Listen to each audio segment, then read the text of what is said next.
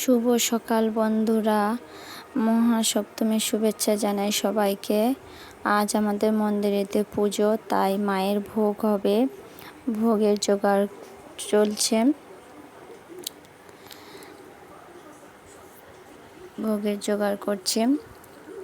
আমি এদিকে গ্যাসে করছি, আর ওদিকে আমার শাশুড়ি মা উনুনেতে করছে।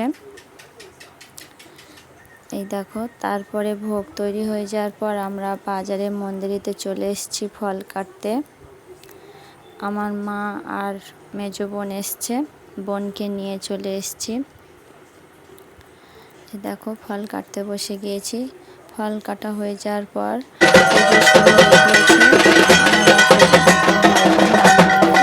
খাওয়াতে হবে, তাই বাড়িতে চলে এসেছি।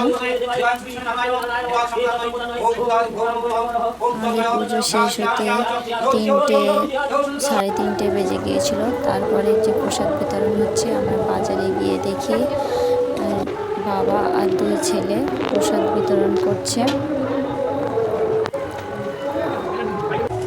দেখো আমাদের মায়ের মুখ কত সুন্দর। তারপরে আমার মা আর শ্বশুরমশাই প্রসাদ বিতরণ করছে। প্রসাদ বিতরণ হয়ে যাওয়ার পর মন্দিরেতে সন্ধি পুজো হবে, তাই আমি মন্দিরটা পরিষ্কার করে দিচ্ছি। সন্ধি পুজো হয়ে যাওয়ার পর এটা আমার মা, এটা আমার মেজো বোন।